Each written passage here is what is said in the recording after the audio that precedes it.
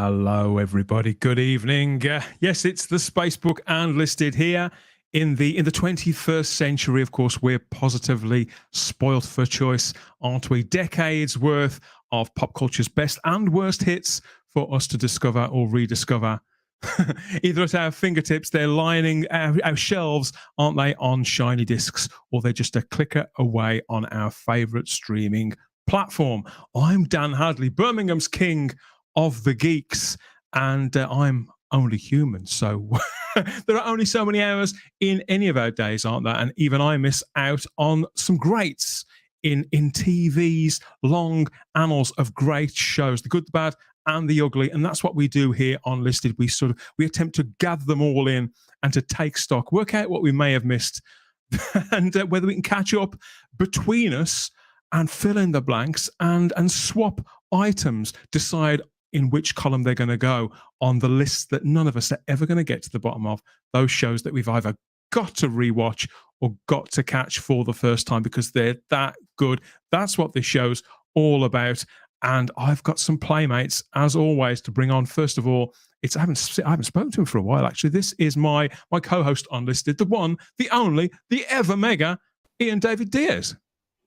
Hello. Hello. Good to see you, buddy. Good to see you. How are things? Yeah, all right.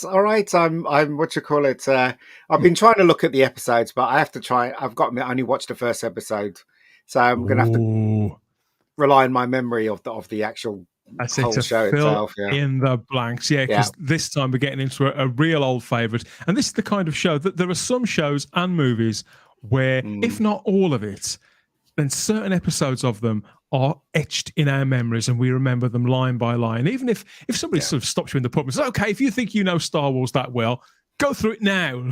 You might struggle, but there are some things that you absolutely could, and there are episodes of this show do definitely fit into that for me. We're doing this, as always, in front of a live chat on YouTube and Facebook over to the Type 40, over to the Spacebook's Facebook group. So we'll be having comments and queries and facts and figures and best bits and all of that coming at us in real time from YouTube and Facebook later on. Let's bring on the others, though, our other temporal channel hoppers, as I like to call them.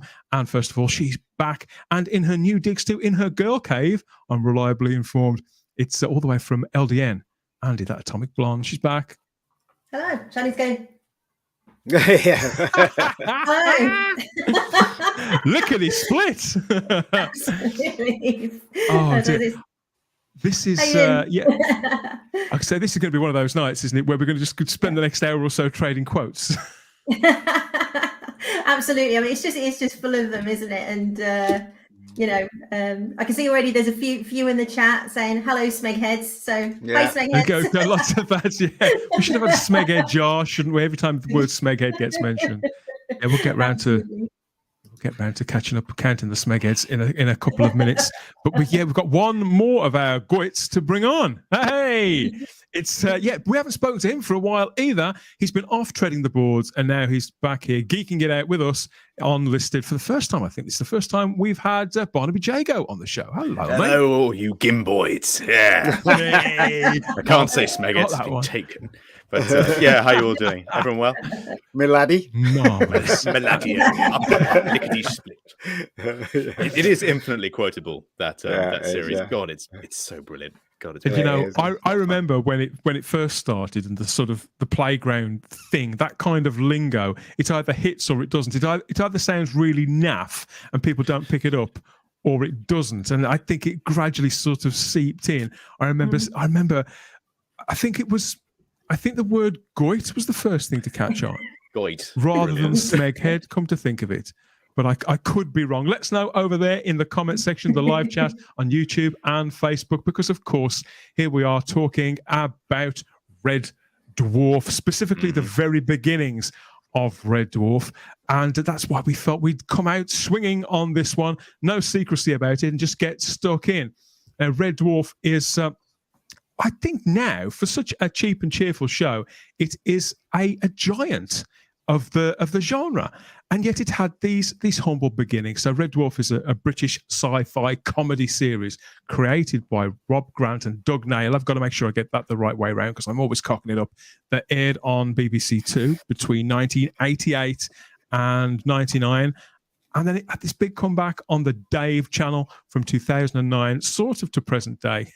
Whenever they make some more, it seems to appear randomly at whatever interval, it just turns up again, doesn't it? But the series follows the fortunes or not of the low-ranking technician Dave Lister, who awakes from suspended animation after a 3 million year sleep to find that he is the last living human and alone on the mining spacecraft Red Dwarf. Yeah, go on. What's his main duty? The man who cleans out the chicken soup machine.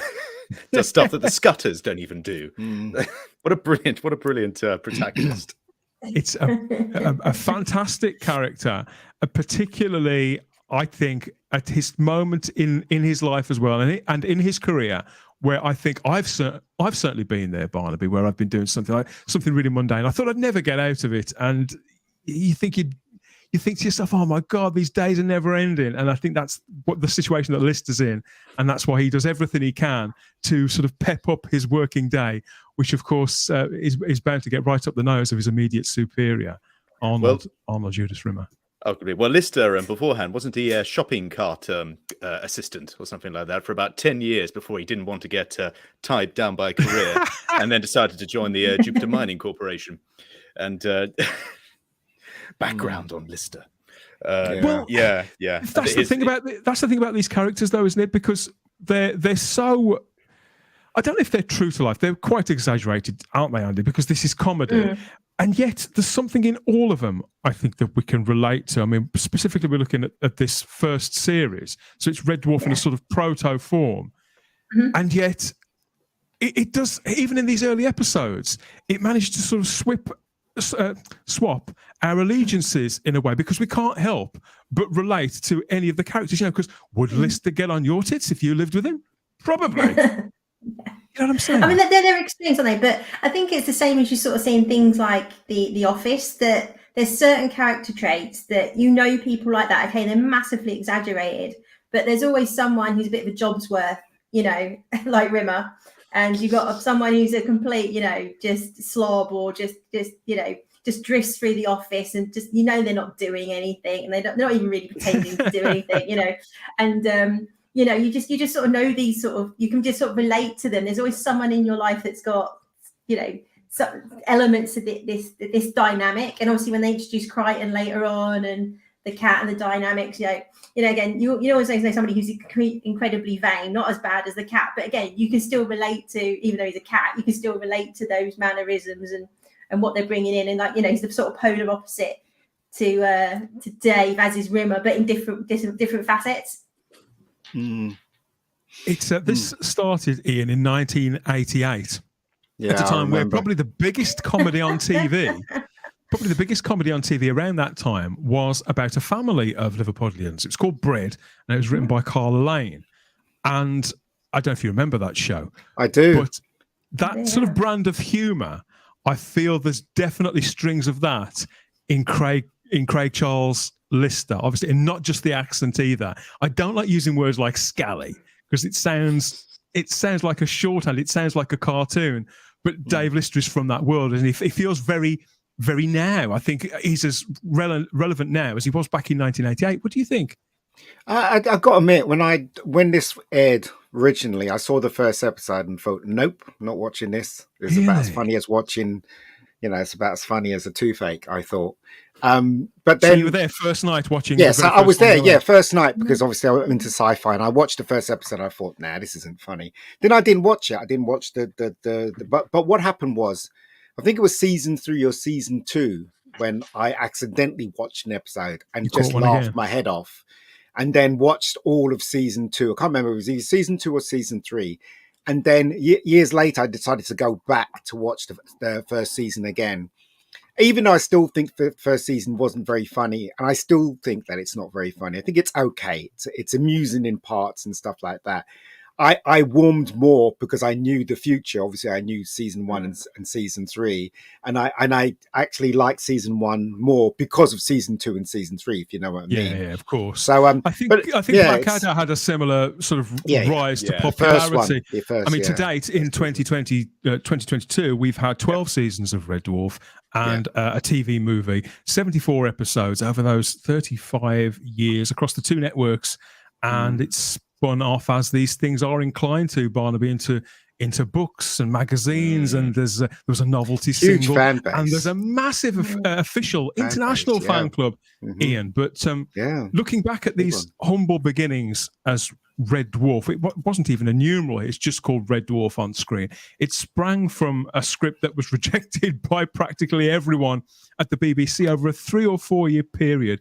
And it starred a guy who was a performance poet, another bloke who was an impressionist, another guy who was a dancer, and there was this sort of weird stand-up comic there too. But within 4 years, it was probably the biggest comedy on British TV, and well on its way to becoming sort of a phenomenon. Really, it seemed unstoppable.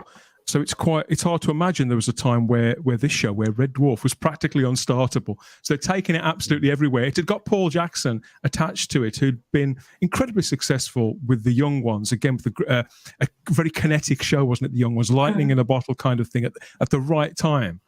And yet even I think he'd done Saturday Live, and Friday Night Live too, hadn't he, for Channel 4. But he kept challenging himself, I think, and everybody was a little bit surprised that he'd gone to do this. The show eventually sort of found a champion with him. But even I think it was BBC North, which is now BBC Manchester, that put it on. But they put it on in their smallest studio, Barnaby, on the one night of the week where they weren't doing Question of Sport. And so it had minimum, even with Paul Jackson attached to it, it had got minimum resources behind it and no belief. And they tried to film it all, and they got it all rehearsed, and a strike, it all caved in, and they had to put it off for months because of the strike. But it looked you like have to remember. You have to remember in those days, in the 80s, and going back even further, 81, 82, BBC One, the BBC, right, they basically gave things a chance. Like, I give an example, Only Fools and Horses, the first season, nobody watched it, hardly anybody watched it, but the whoever was in charge decided, okay, right, so not a lot of people watch that, but we're going to give it another go because we like it.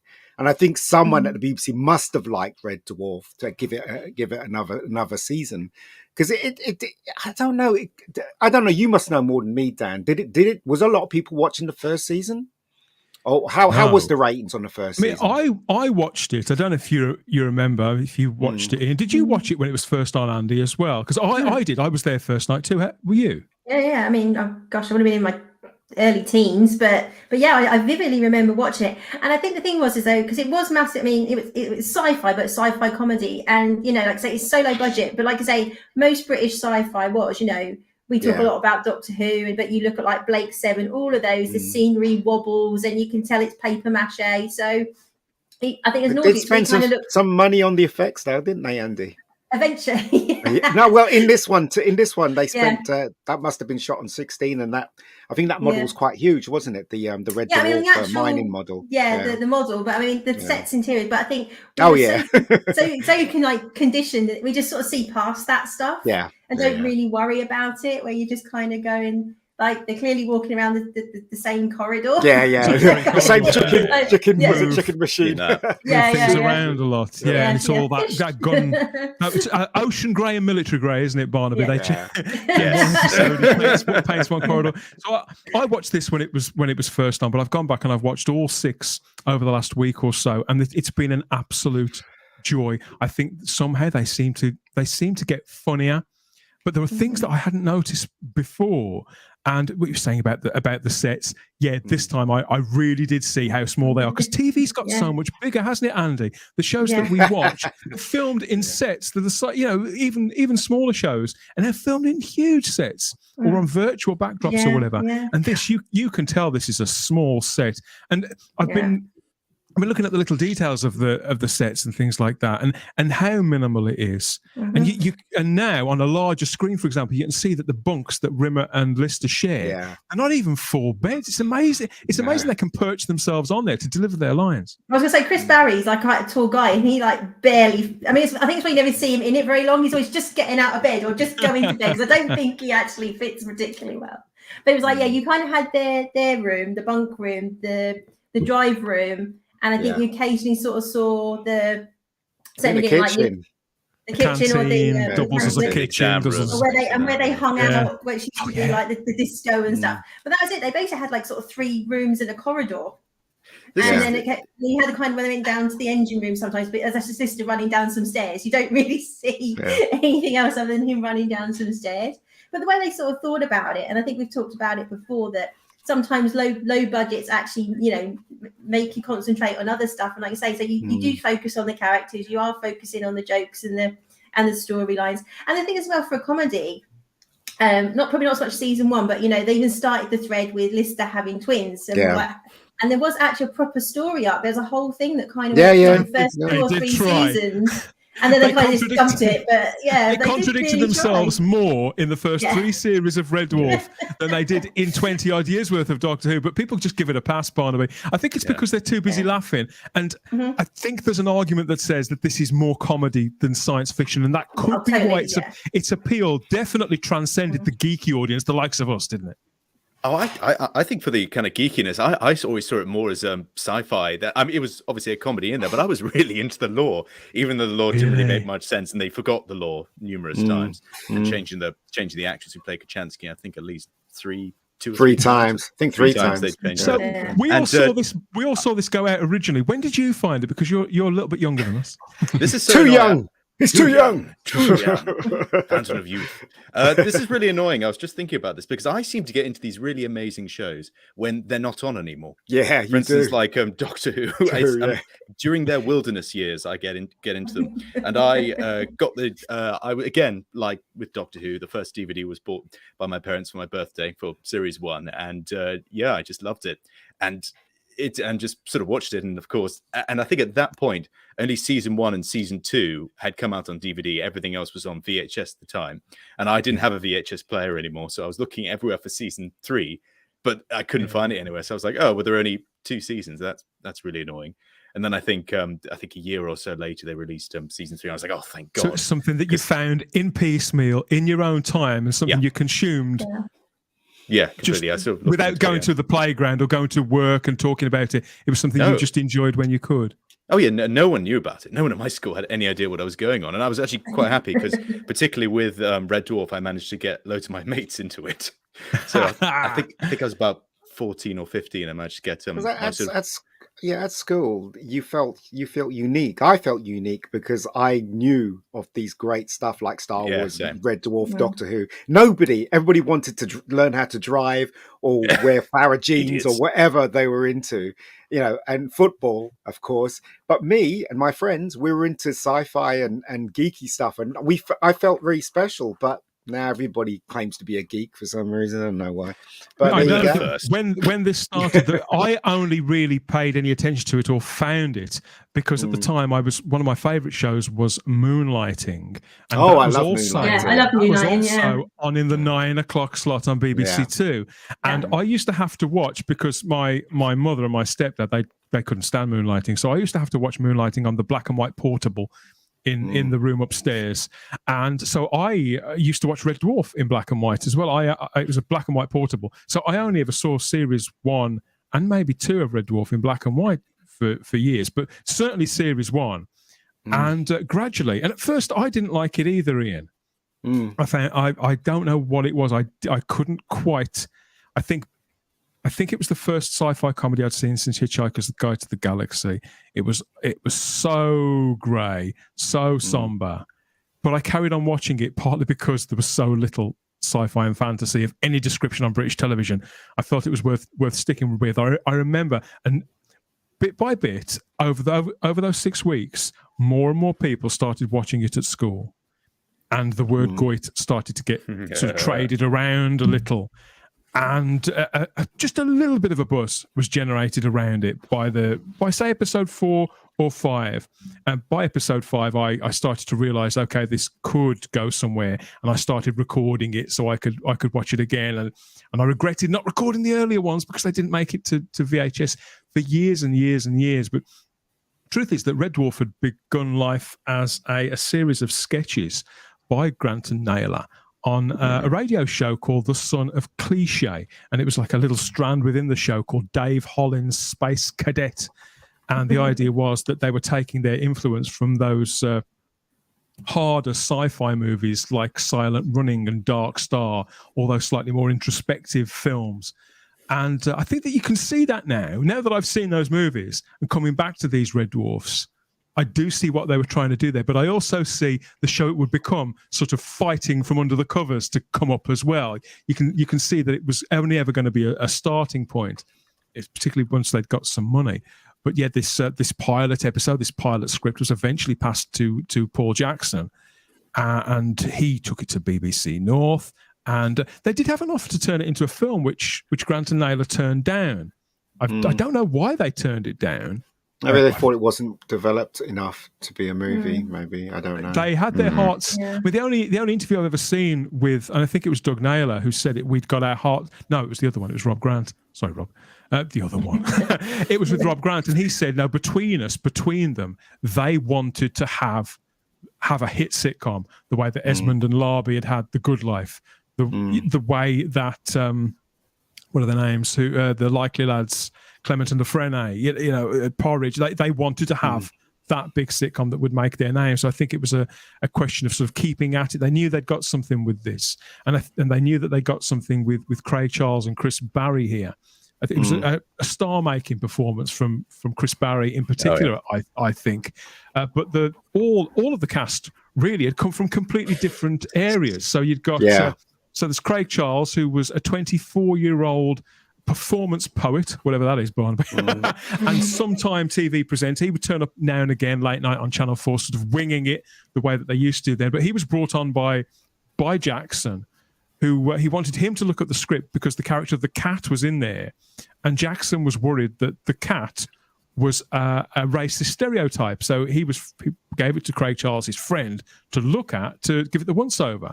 And Charles read the script, thought, well, if you're doing this show, I'd like to be in it, and went after the lead role, and he really went for it until made a nuisance of himself until Jackson gave him the part. Then Chris Barry, who's a little older, he was 28, and he was a voice artist and impressionist. He'd been mostly heard on Spitting Image, and he'd done things like, do you remember the Frankie Goes to Hollywood pop video, Andy? With the voice of Ronald Reagan in the background. Yeah, that was it. Was Chris Barry? Wow, I didn't know that. No, wow. So he'd done all these things. He'd been in Blackadder and a very small part of The Young Ones, and Filthy Rich and Cat Flap, but he didn't count himself as an actor either. So you've got two blokes in it who aren't actors. And then there's Danny John Jules, who he was also 28 at the time, and he was a dancer and a singer from Paddington in London. And he was quite a seasoned performer.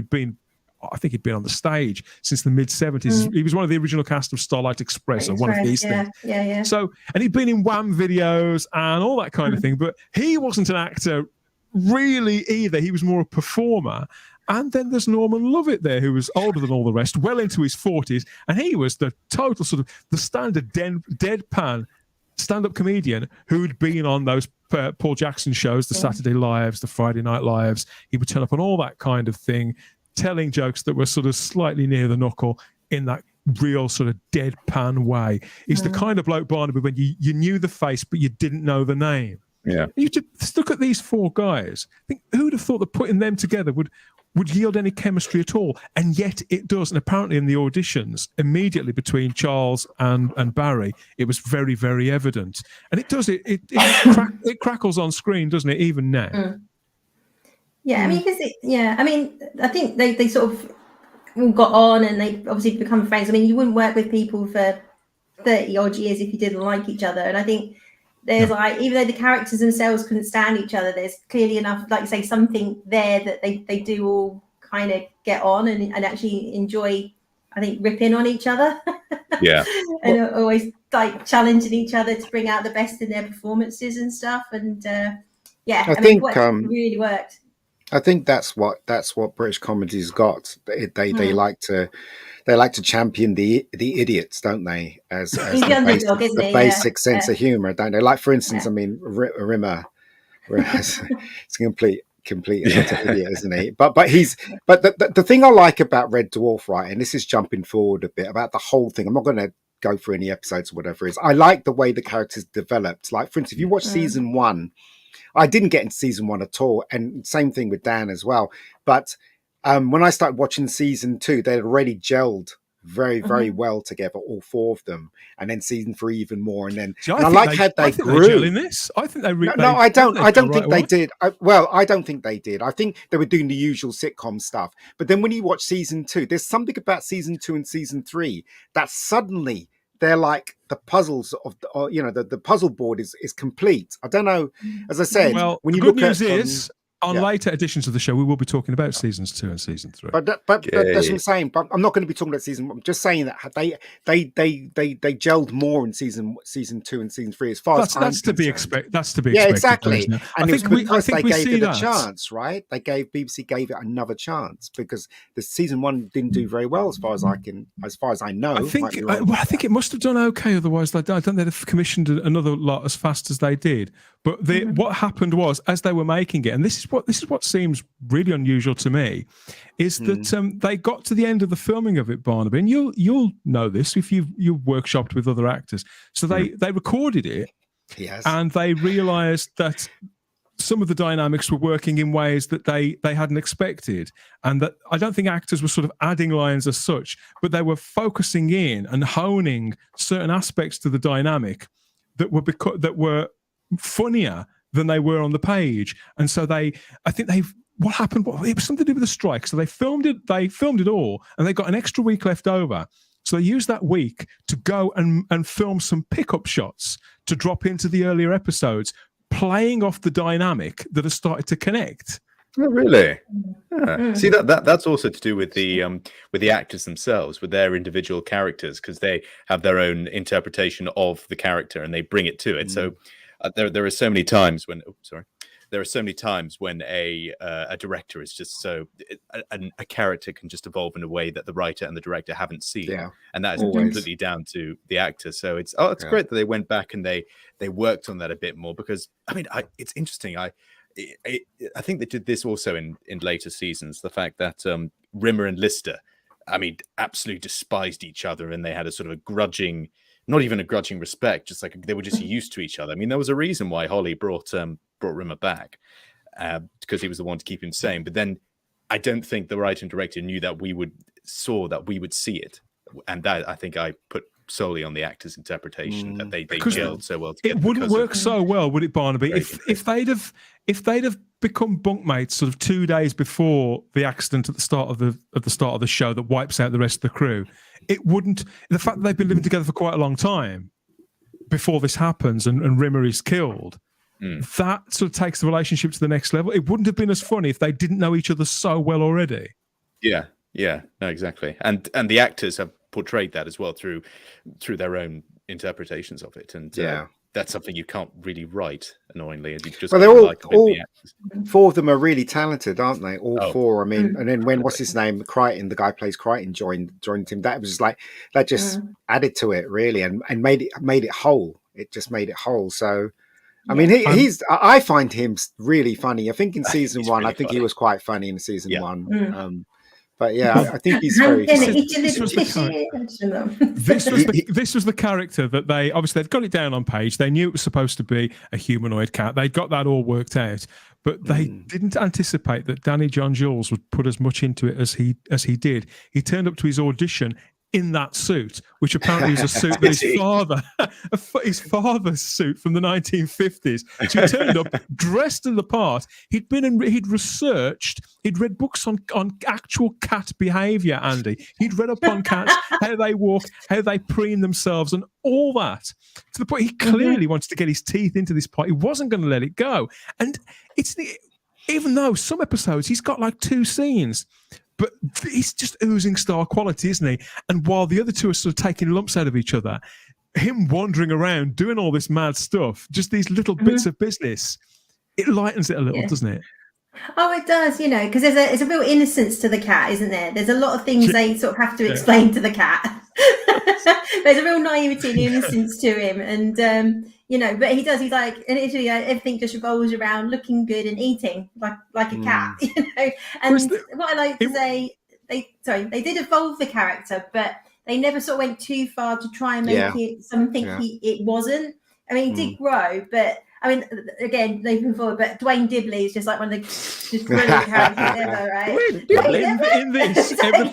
In this, everything he does acts on instinct. So they say it's and he needs it now. He needs to sleep. I need to feed. At one point he says, I need to go and have sex with something. He just does. He just reacts. He's got that to little these... spray. So rather than peeing everywhere, he's just spraying, isn't he? He goes, that's mine. That's mine. That's mine. That's mine. It's just absolutely brilliant. When he decides he wants to sleep. That's it. He whips out that little silver cushion.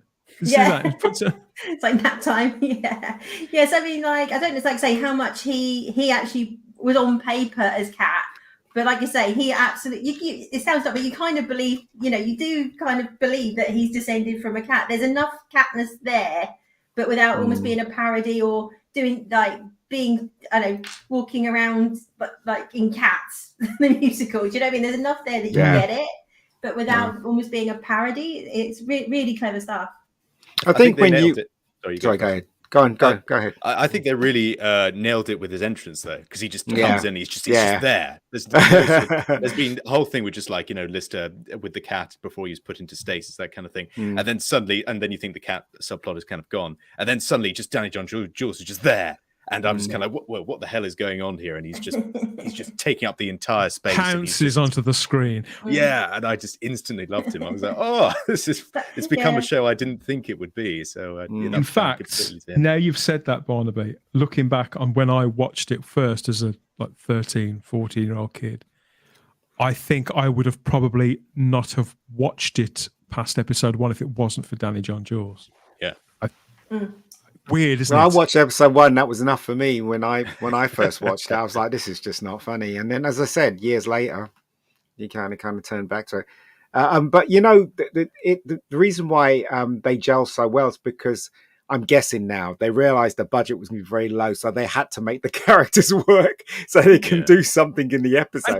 I think it was partly that. I also think, Ian, that it was something that you talk about quite a lot too, of when something is sort of micro budgeted and things are kind of improvised, that people are mucking in together. Because I think they realised they could have something that could fly here. Craig Charles has certainly spoken about the fact he just wanted to be unashamedly on Paul Jackson's next project, because everything the guy seemed to touch turned to gold. He didn't find the script funny at all, Craig Charles. He didn't. It wasn't his sense of humour.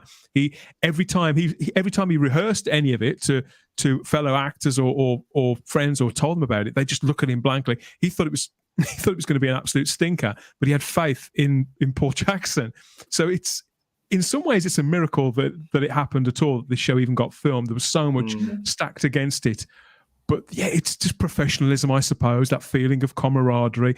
Craig Charles, let's say early 20s at the time, he was out weekends getting blitzed out of his mind. He was regularly late. It's well documented. He and Jackson had a couple of major blow-ups, but that does seem to have fed into the creative process too. Norman Lovett, who plays Holly. Holly originally was going to be a voiceover character, very reflective of some of those 1970s movies. But Norman Lovett felt quite strongly, Barnaby, that he should be, as an actor, his face should be seen on screen. He shouldn't just be some distended voice. And he was right. He was right, Ian, wasn't he? He was definitely right. And what I love about the show now, when I look back at it now, it's very, very British. He's got I don't know where he comes from, but it's very British accent. They've all got accents. Let's face it, they're all very, very British. And what another good thing about this show as well is, I remember even to this day when I saw the first episode, I was thinking, two black people in a sitcom, because when you look closely, you didn't really have that. Let's face it. So I thought that was groundbreaking at the time. And at the time, as school kids, we never even gave it a no. Well, where I was, they did. Where I was, they mentioned. Yeah, they mentioned it, obviously. So they mentioned it like, this is a good thing. So yeah. I guess I know it depends what part of England you're in. I guess I don't know, or who you were mixing with. Watching this show back, we talk about shows like Star Trek: The Next Generation, Barnaby, with their, they use iPads and things in that, don't they? Basically, they've got tablets that they tap away on, and now they look quite quaint. They looked impossibly futuristic in the late 80s and the early 90s, and we're all used to that now. But with this, watching these episodes again, watching series 1 now, watching series 1 now, they have talking vending machines. It's only a couple of years until we have that. Well, talking toaster. See, I would love one of those, but I was thinking more of Holly. Holly is Alexa, isn't he? Really, apart from the fact that he can depress one. Read books. It's the same thing in principle. I know people who they walk into their home, Alexa, turn on the lights, and it's the same thing. It's the same thing. The Lister and Holly. Can we get a Brummy Alexa? Yeah. I'm sure we could. We could Alexa, where's my wife? Happen. They're all dead. They're all dead.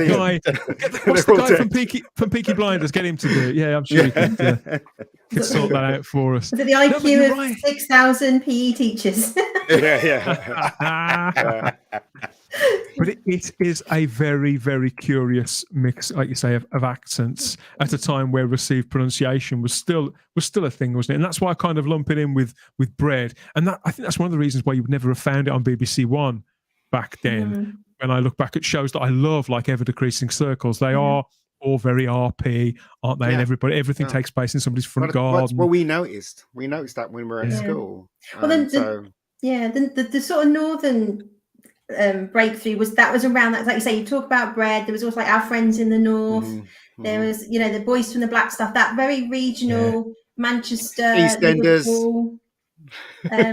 We're working class, I suppose, but as my roots are from the East End. But yeah, that's sort of more, but more so like other than maybe, Brookside would have started. Brookside. Yeah, I mean, but you just never heard really accents outside of that sort of London or Queen's English. And then in the 80s, that time, there's a big explosion of really regional accents and people who didn't go to university, like Lister and all this, like the proper working class people. Regional accents in a sci-fi. That's unusual. Do you know what I mean? It's very unusual. Well, a Brummy supercomputer. I mean, that was just made it infinitely more funny as well. There's Scouser kind of main character. It was just like it was unlike about accents. Talking about accents, there's one character that we haven't mentioned yet, and I think we have to because it's series 1. Is Christine Kachansky. Kachansky. Played by C.P. Grogan, who to us, she was far better known at the time as Claire Grogan from Altered Images. So she was the lead singer with Altered Images, but she was the one who'd got the most acting experience, strangely enough, because she'd been in that really successful film, Gregory's the Bill Girl. Forsyth film, Gregory's Girl. Yeah, she had a key, not a massive part in that, but it was a key part, wasn't it, Ian? So people knew her as the cute Scots girl from Gregory's Girl. Yeah. She's a good actress. I've seen her in other stuff as well, and she's very fanciful as well. Yeah, I was really upset that they changed her though. I didn't know why they didn't bring her back. Yeah. Maybe there was problems or something. I don't know. Well, what always amused me about this was Christine Kachansky. She's from Glasgow, but she's got the name Kachansky. And I've only recently found out researching this that originally that character was supposed to be a much more taller, more statuesque woman. And she was going to be played by an actress who'd been in a film a couple of years earlier, a big award-winning film called Letter to Brezhnev. And they got her lined up. This Russian girl was going to play this character. And they couldn't get her. She was snapped up by some other movie or something like that. And so they went for Claire Grogan and said, like, see, this tiny, she's like 5'0", Scots pop star, but snapped her up for it. But very, very cute, and it really, really works. But it works with what's his name, doesn't it? Craig Charles's character. It works beautifully. And you would never think that Craig Charles would be able to play that kind of I wouldn't say romantic lead, but he's just this lovable loser, lovable slob. He's just smitten, But it's slobbing in the morning, going to slob in the afternoon. Thing is, though, what makes me laugh is that in various episodes that they would call him fat, and they would refer to his size, but he was never fat. I think ever. that's just to insult him, really. I think Yeah, that was he Rimmer was and the like- cat. who yeah. called him because fat. he was undisciplined and lazy. Yeah, and, yeah, yeah. And He would was do never that thing. that. Yeah. No, He would do that thing now and again, wouldn't he? And you don't see it so much in series one because he does spend some of it in his Bermuda shorts, but he would sort of push out his beer belly, Barnaby, wouldn't he? He'd deliberately push it out to make himself look. I think it's because he's got those sort of chubby cheeks and stuff like that. It plays into that a little. He was tone deaf as well, wasn't he? Oh, yeah, Tone playing the deaf, really guitar. played He's the guitar player. He thought he sounded The like Axeman is Hendrix. back. Yeah. So the first episode of Red Dwarf was finally broadcast in February of 1988. It'd been shot in the September before, like I say, they'd had to remount the entire thing. And it debuted on BBC Two in, it's 9 o'clock. So, just right on the cusp there, just as the watershed was kicking in. So, if your parents weren't too strict, you'd be allowed to stay up and watch that. Let's go and take a look in the live chat on YouTube and Facebook and see how many of our Smeg heads there are casting their memories back to 1988 and see what they remember.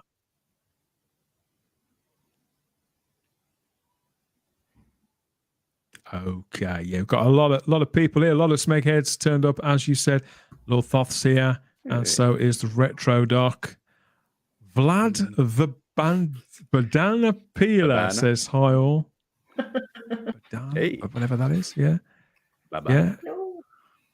Derek McManus says he's dead, Dave, and they're all dead, Dave. They're all dead, Dave. They're dead, Dave. They're all dead. Everybody's dead. Dave. Dead, Dave. And the All dead, quotes, Dave. the quotes just keep coming. In fact, it's, What a guy. What a guy. it's mostly, can't wait till we get to that mostly season. quotes. Ah, I'm Rimmer, Lister. What a surprise. I'll take that. I'm looking nice. Still looking good. How am I looking now? Thanks for that, Gary.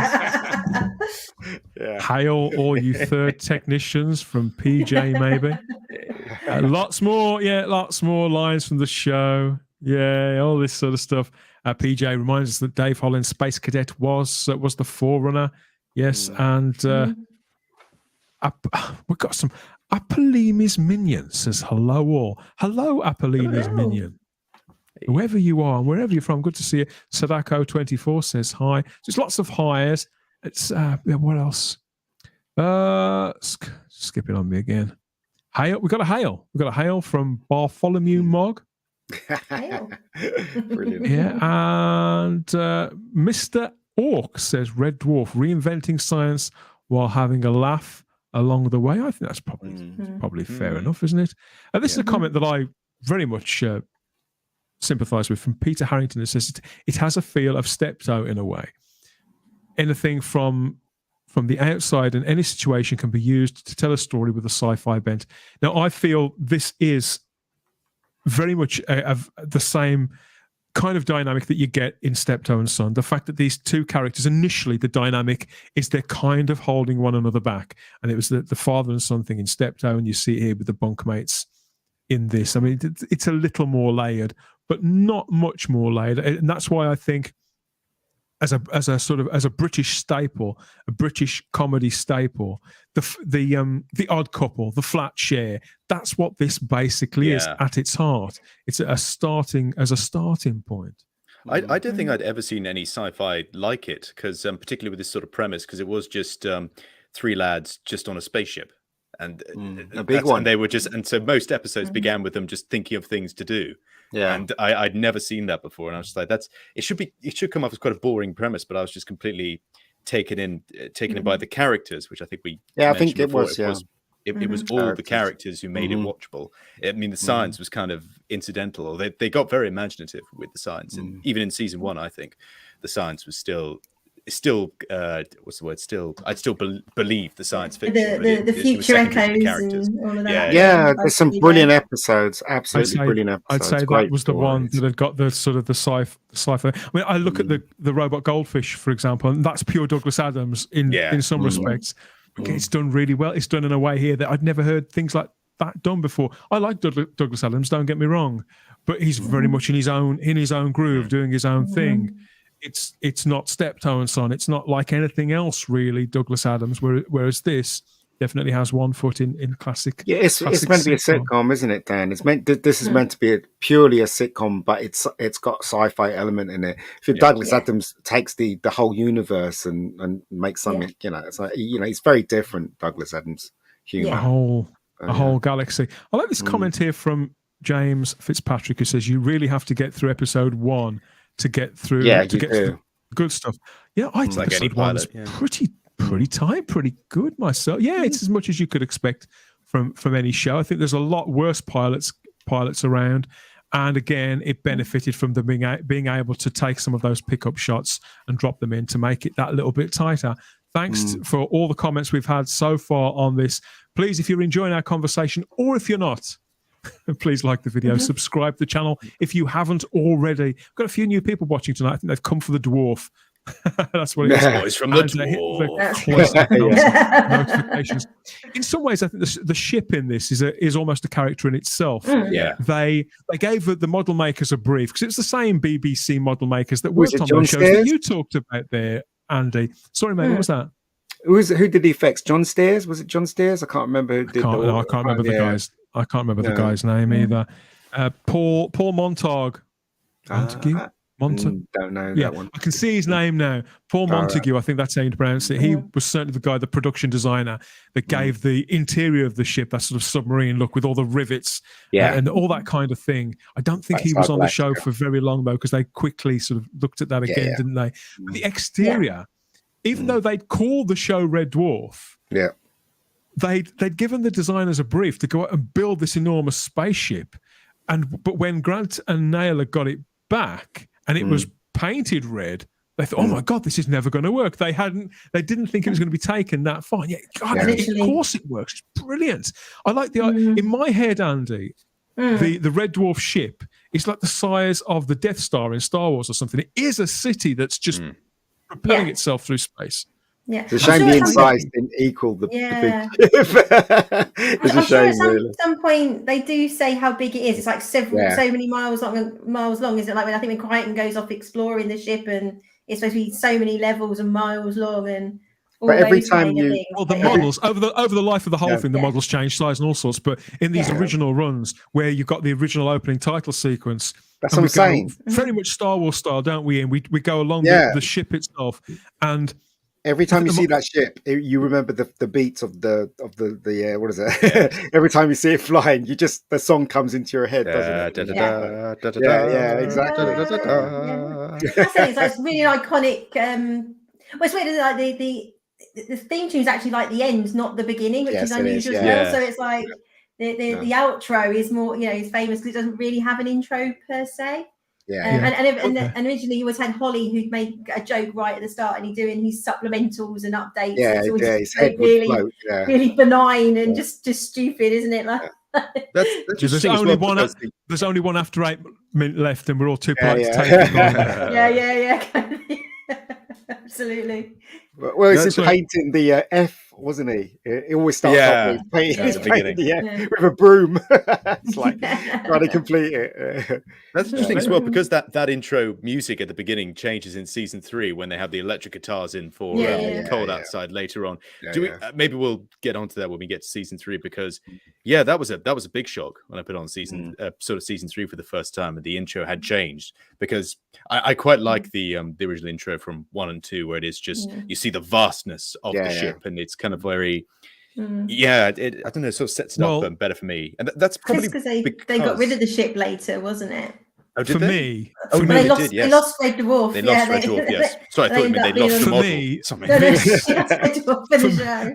For me, this show, as it is now, in these episodes in particular, this is still Red Dwarf for me, with this theme tune. Lister painting, for me, Lister painting the F is just one of those golden TV moments. And the fact that it does start so somberly, and it has got that step tone. So it's probably just my taste, I suppose. I know that's not shared by everybody, but I love this, specifically this version of the show. Should we take a look at some of these episodes? Let's head back to the main discussion and take a look through the list of classics that make up series.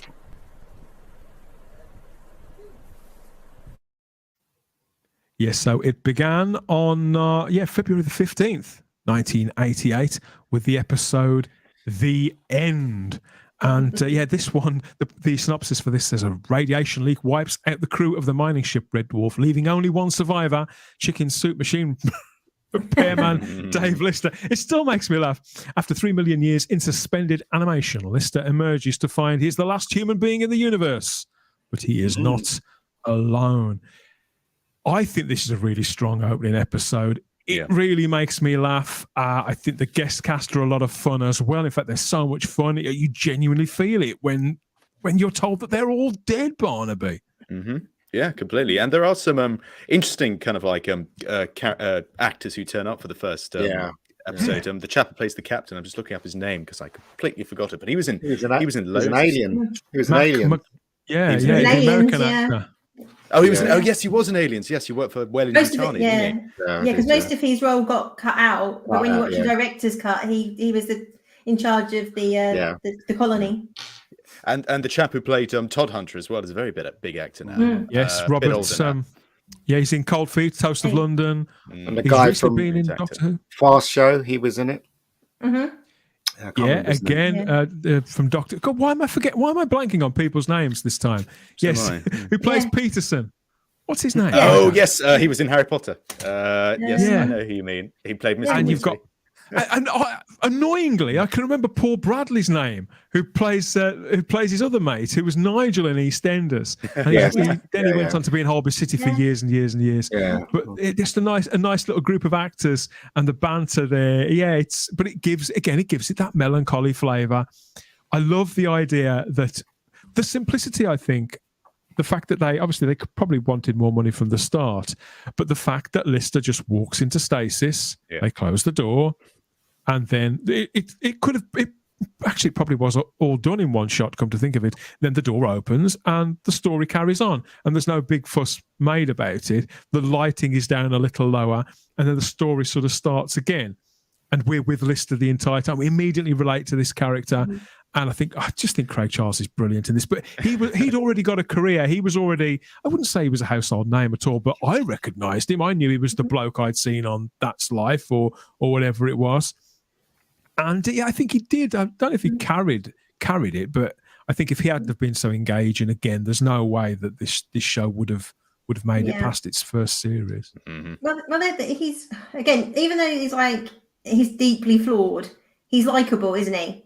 So, like I say, if you had to bunk with him, it'd drive you insane because he's such a slob and he's just so dirty. Remember he's always like biting his own toenails. It's like, oh. he drinks Vindaloo sauce for breakfast. Starts the day with a flat lager. I mean, I think there was an episode where he was chasing Curry, wasn't he? I can't remember what episode that was. The Curry Monster. Yeah, there was an episode where there was the last Curry left, and I think they that was like season 8, and they stopped JFK trying to get Curry or something. Yeah. We got a bit mad, but in this, we do see his fondness for curries and his penchant for beer milkshakes as well, which always makes me laugh. How is he alive?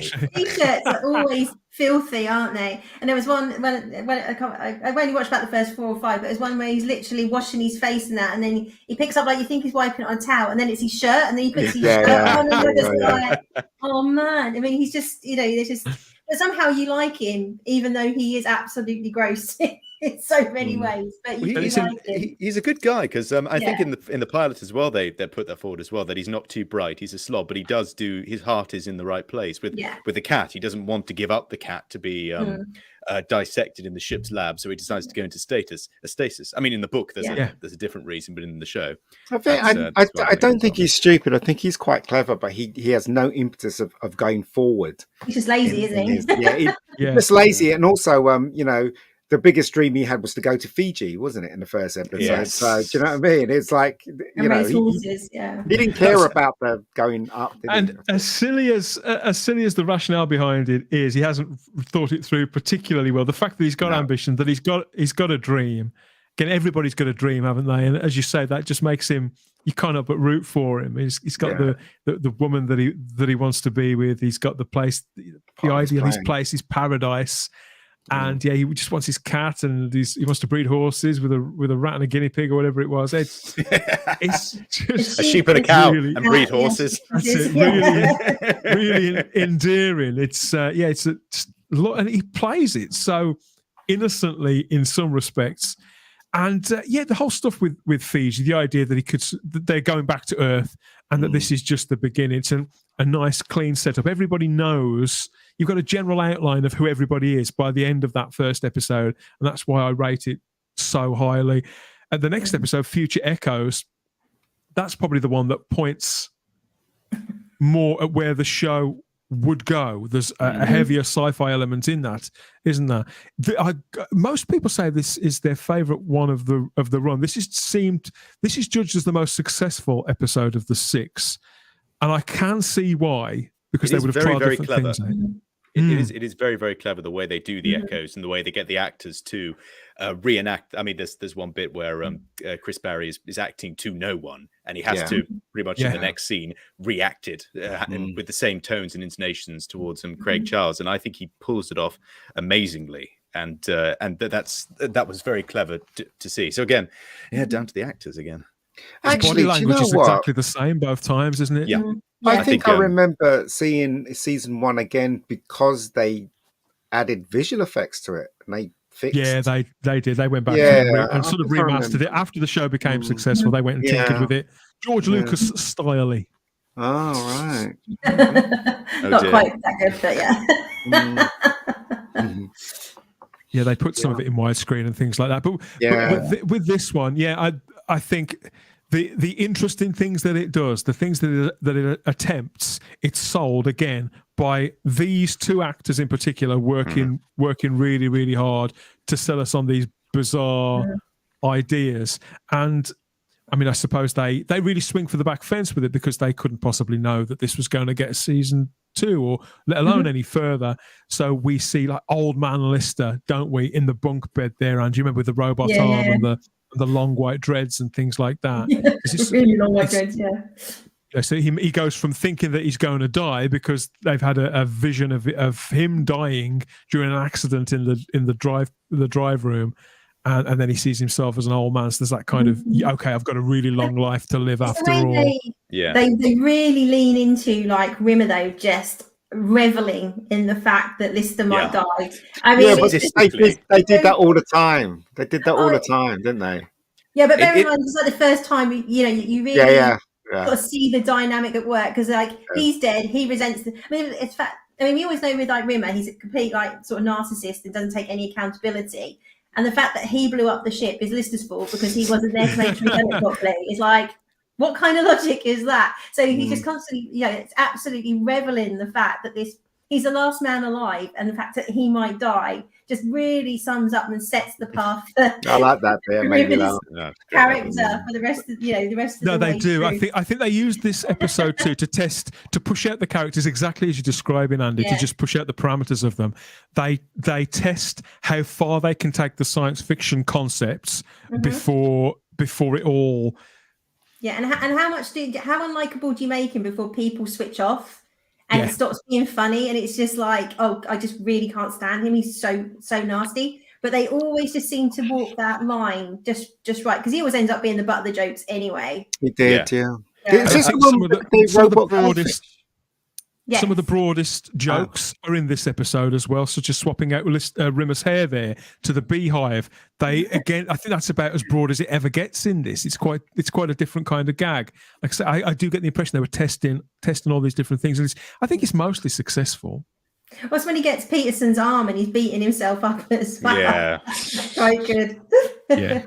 They did line it up though for the hologram thing in episode 1, didn't they? Because as I recall, one of the guys died, and then he was a hologram as well. So there is not a single line wasted in that opening episode. That's why I think it could be funnier, considering it was a comedy. But other than that, I think as regards setting it up, it's absolutely brilliant. And the Future Echoes, I don't think I really understood it at the time, but as I say, because the actors work so well to flog it.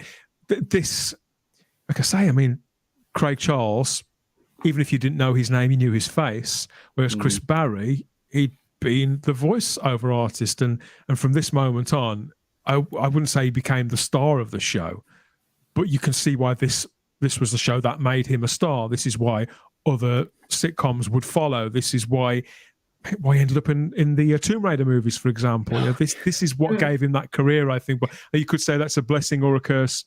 Didn't he leave Red Dwarf to go and do those? I don't know. I think he left, did. I think he left.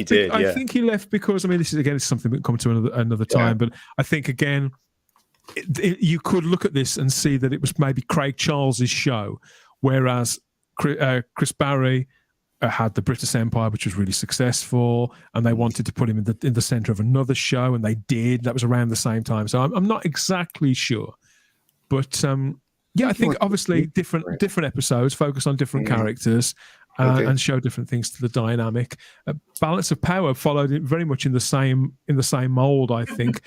By then, we see Lister pushing quite heavily, don't we, to have Kachansky's disc swapped out for in Rimmer's place. For Rimmer, and he can and take just her to out piss on a off Rimmer. virtual date. Yeah. I mean, he wants to become a chef so he can outrank Rimmer. Right. Just shows how what really Ian- low down the totem pole he is. But that's chimes in with the what whole Ian ship. was saying, doesn't it, Barney? Because it means if he knows that if he puts his mind to it, he can probably succeed at that. Yeah. But he's got no will to. But when he's given the incentive that he could maybe take Kachansky out and get one over on Rimmer, become Rimmer's superior, you think, well, that's worth it.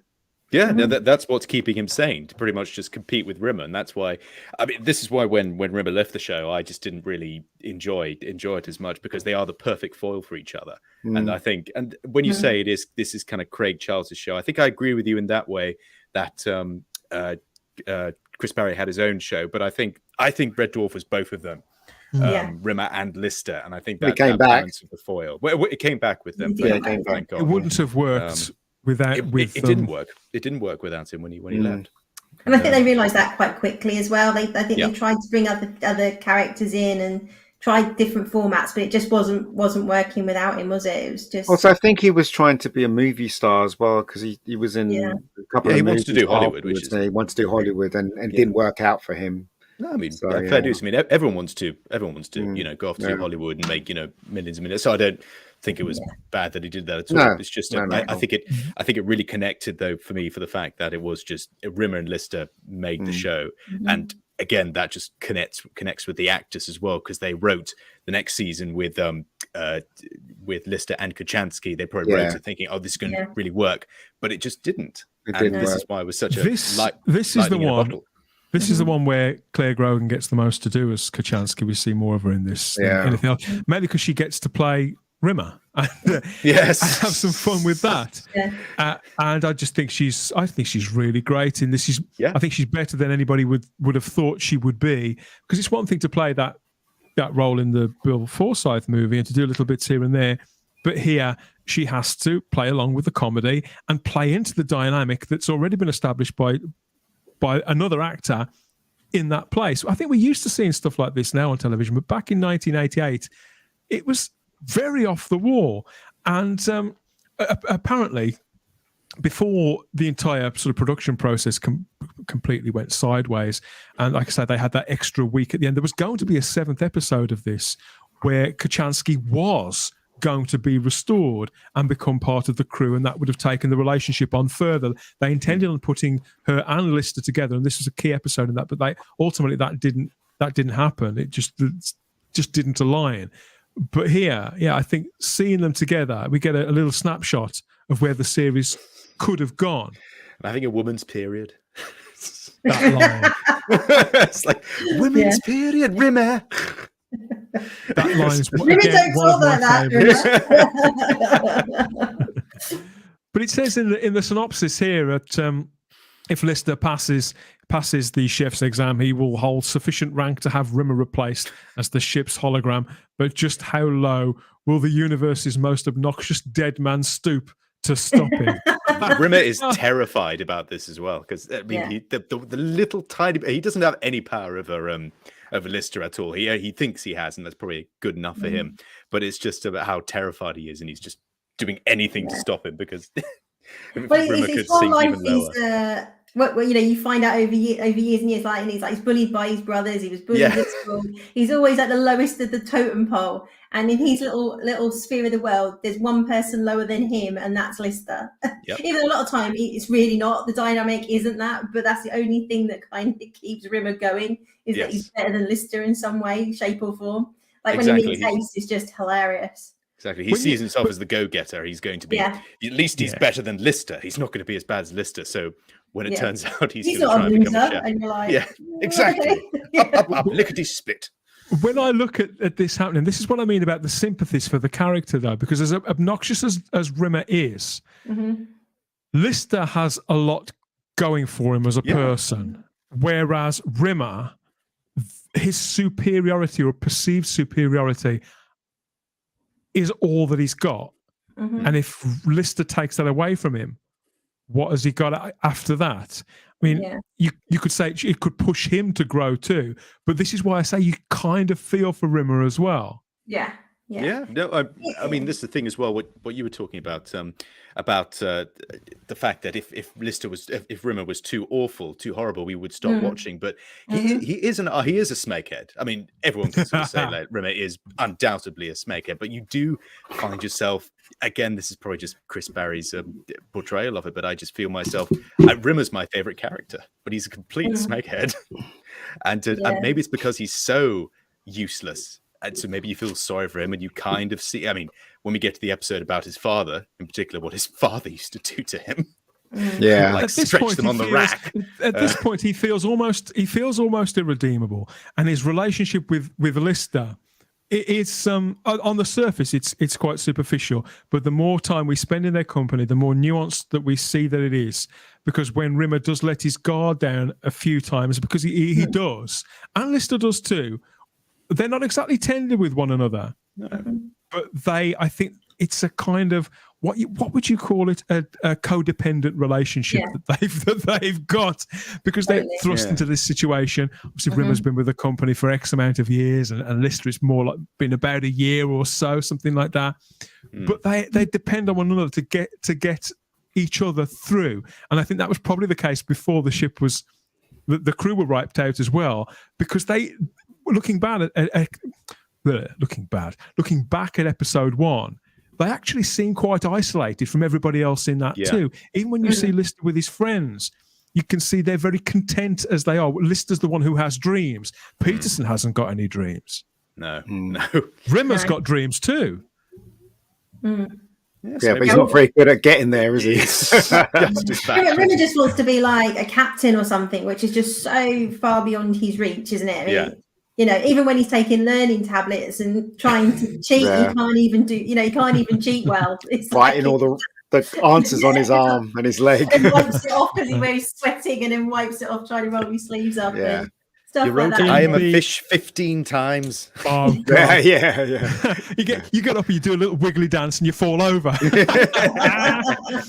In the next episode, it was sort of all about cat, kind of. Lister learnt how to read the cat writing, discover some amazing facts, the entire history of the cat race, who worshipped him whilst he was frozen in time, whilst Rimmer is patiently waiting the moment he can open up a strange cylinder retrieved from deep space by the Scutters. Could he be about to make contact with aliens capable of making him a whole new body?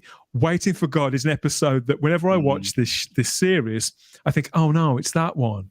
And yet I find myself enjoying it a lot more than I think I'm going to every time I see it. Oh, I love it. I think it's one of my favorites of it, just because it again is just, particularly with Lister, just completely taking the mick out of Rimmer for believing in aliens in the first place. And it was the first, again, because I was used to Doctor Who and Star Trek, the fact that in this universe there were no aliens, and just even thinking about it, the fact there could be aliens was just stupid. But also, the fact they know it's a garbage pod, Lister knows it's a garbage pod straight away, but still strings Rimmer along. So funny. Wonderful moments. I think that the physical comedy too, Andy, that scene where Lister pretends that he's in the quarantine area and he pretends that he's been taken, doesn't he, by some virus? Yeah, he does what Barnaby's doing now. Blow spit all over the glasses. It always makes me laugh. Oh yeah, I mean, it is so, in lots of respects, so British, isn't it? And you've got elements of farce in there, like you say, you've got a sitcom in there. But it is a sitcom. It is a sitcom. Yeah, He's absolutely. not. That's the thing. I mean, I think it's what's missing on TV today, isn't it? We just don't have any sitcoms anymore. Yeah, that's true. And there's a big gap. And good sitcoms, there's the occasional one floating around, but they're dire. But I mean, I think that's probably when we watch these, we enjoy them so much because it's just nothing like it on TV now. Of this, because again, you looking forward to the Christmas specials. Well, there's no Christmas specials because there's no shows to have Christmas specials for. All the quiz shows are gone, the sitcoms have gone. Fun has gone. Fun's been cancelled in case it offends someone. It's, they did a little joke about Alien in this one, didn't they? They do, yeah. There's quite a few references to Alien in this one. In this particular episode. Yeah. He's talking about the thing on his face, the squiggly thing on his face. I think Rimmer mentions it. That was a reference to Alien. Yeah. So this, like I say, this is probably my least favourite episode of the whole thing. And yet, Barnaby, for exactly the same reasons that Andy's just said, I laughed like a drain. Yeah. Watching this as well. It was always funny. I think every single episode, even the ones when Rimmer wasn't there, that series still had episodes which made me laugh. It's never not made me laugh, Red Dwarf. The whole notion of Lister being cloistered, the sort of creation myth thing, it's obviously it's not subtle, but then again it's not meant to. This is a situation comedy, but it does play with some of the ideas, I suppose, that Star Trek did in that famous episode where the guy has the face in half black and half white. It's so the two factions of cats all fell out over which colour the happy hats were meant to be in Lister's Paradise Burger Bar on Fuchal. And it sells you immediately on how preposterous it is. So I love all that stuff, but I like the little touches as well. The fact that the old cat has got it. So I wore the sacred gowns with the custard stains. I kept the faith. All those lines, it just so I chose the righteous path of the slob. Just delicious. They just works it all of Lister's worst traits, isn't it? And somehow they're held in high esteem, and it's just brilliant. Yes, it also kind of elaborated on Lister being a good character as well, because he just feels so wretched. The fact that this happened because of him, an entire race has just been at war with each other because of what he did, and he's disgusted by it. So that also makes you really like him as well.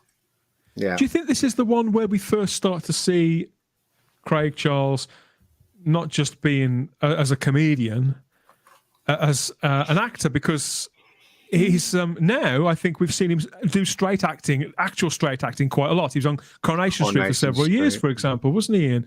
But back then he was known as a poet. He was not an actor at all. No. But the more the word is pathos, I suppose, Barnaby, isn't it? Is that the sort of things you've just been describing? I'm not too sure. I haven't heard that word actually, pathos. I don't know but giving real weight to the things that the words that it puts in his mouth, and the decisions that the character's got to make, and the scale. I suppose the scale. Yeah, it's always the writing, though. I remember David Jason saying that when he won his award for Only Fools and Horses, and he said, we're just actors, but it's John Sullivan that puts the words in our mouths. That's what makes the whole thing work, the comedy. And it's the same with this as well. The writers are really clever because they knew they hardly had any budget whatsoever. So they had to make sure that the characters worked to make the show work, and that's exactly what they did. So if they were crap writers, it would never have lasted the length that it's lasted, Definitely. So yeah. Next up was an episode called Confidence and Paranoia. This was meant to be the final episode of series 1. It was supposed to end on a cliffhanger, believe it or not, and Kachansky was going to return in this too, but it's part of that creative process whereby things just get cut and changed and moved around, and they'd got that extra week and then they hadn't. But in this one, Lister contracted a mutated pneumonia virus, and the hallucinations of his fevered brain materialize in solid form, and suddenly the ship is full, isn't it, of fish, live fish raining into their quarters. And the mayor of war, he spontaneously combusts in the hall. Absolutely brilliant. But when the fever breaks, Lister wakes to find that he has created personas, actual bodies made up of his own confidence and paranoia, and together they begin to sort of war between one another, don't they? To battle for Lister's attention, affection, sort of control of him in some sort of ways. This is quite an esoteric story, you could say, when you describe it like that. But it's really the broadest of all the episodes, with, again, some of the funniest lines. Lee Corns and Craig Ferguson. Back then, Craig Ferguson was completely unknown, wasn't he? But both of those actors, they'd been in bit parts on TV at that time. Two brilliant guest characters, and this is probably my second favourite of the entire run. And it's funny. It's funny you should say that, because this story reminds me of the story in Star Trek when Kirk got split in two when he went in the transporter, and also the story that about Lister and the cat and the religion and stuff. It reminds me of I think they lifted that off Red Dwarf for what's that one with Bender, that cartoon. Futurama. Futurama, because you remember when he was floating in space and there was a thing on top of him, and there was a whole world was created on top of him, and they thought he was God and all that. So I think they must have. It's really funny how all of they're kind of very similar stories, aren't they? All of them. Well, now you've said it, the initial beginnings of Futurama, the story is really similar, isn't it? Yeah, very similar. Very similar. Yeah. Wakes up however far in the future, but I really like this one. This was the first one that I decided, okay, this show is worth recording so I can watch it over and over again. So I know this one line from line all the way through. I think the whole situation that Lister is in is really funny, again, really relatable. There's loads of pathos, and there's lots of it's measurable. What's at stake is completely measurable, and I think it's intelligent as well. What it has to say, but I suppose what we were saying about the characters earlier on, about the fact that they're multi-layered, they're not as broad as they're already starting to grow, even in series one.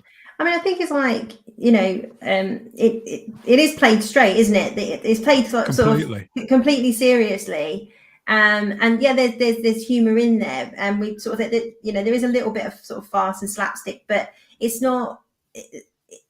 There's the story first and the situation, and the comedy comes out of the situation. It's like, here's a gag, how do we shoehorn it into a situation, which is what you see a lot of in bad writing. So, like you say, I think like I say, they've got a bit of a sci-fi heritage themselves, and like I say, they've clearly been influenced by Star Trek and those kind of things. It's like, how can we take some of this, but also but put a more funny spin on looking at some of these quite, existential. They deliver. Oops, sorry. Go on. Oh, sorry, I didn't mean to.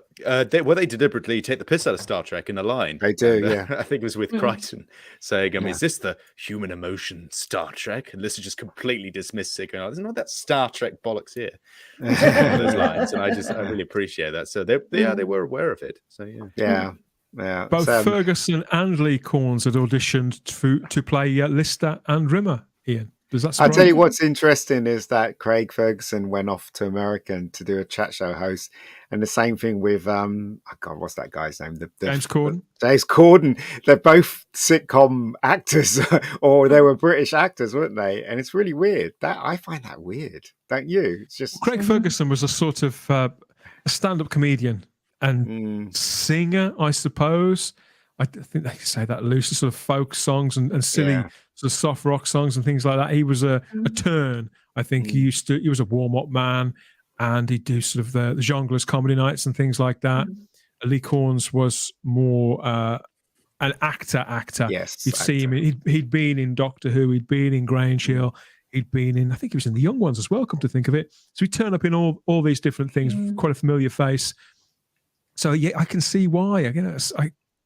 I can see why they didn't get the leads. Let's put it that way. But with actors like that, you can see why they looked at them for other roles. I mean, Norman Lovett originally auditioned. Holly, you originally auditioned for Rimmer as well. All right. Oh, that just wouldn't have worked. No, unimaginable, isn't it? I did miss him when he didn't appear in the other seasons and stuff. I mean, I did miss him, and also he was kind of like the Crichton season one, wasn't he? He was always telling Lister that he, when Lister made something up, it was like, no, you just made that up, and then Crichton took over that, didn't he? Every time he mentioned the number, he took over it. So, Holly's a very, very dry character, and he fulfills the role of, I suppose he can explain the bigger things that they didn't have the special effects to realise. But the thing I like in this one is the scene where he's like, "Oh, I'm so bored. I've read everything that's ever been written," and so he deletes Agatha Christie from his memory. And in another episode, he plays an April Fool's joke on Lister, even though it's not April, simply because it's a great gag. And you see, it comes on the screen, doesn't he, Barnaby, wearing the false nose and the comedy moustache, and just in that deadpan monotone voice, just like April Fool. What's happening? Is it Queeg? When he basically has to do the chess match, and he basically gets fed up with everybody taking him for granted, so he pretends that he's going to get wiped if he loses this chess match against the other version of the computer. That's just brilliant. It's like probably was it one of his main episodes. But it's just, hey, dudes. When he came back was fun as well. Yeah, I think that Holly was the first character I ever saw on TV to use the term "dudes." Come to think of it, but with the accent, that's what made it funny. With the accent, exactly. Hey, dudes. But again, I love this particular episode, and I think it was always in the mix, but it was supposed to be the final episode. They brought it forward because an episode called Body Snatcher had to be scrapped completely. So they brought this forward and created another season finale, and that's how we ended up with Me Squared. And in this one, Rimmer, who they describe in the synopsis as the odious hologram, creates his perfect companion, an identical duplicate of himself. He moves out of the quarters. He shares with Dave Lister and starts rooming with his doppelganger. At first, things are blissful, but the course of true love never runs smoothly, and soon the two Rimmers find themselves locked in a conflict so fierce only one of them can survive. It's unusual, isn't it, Barnaby, to have a cliffhanger in a sitcom at all?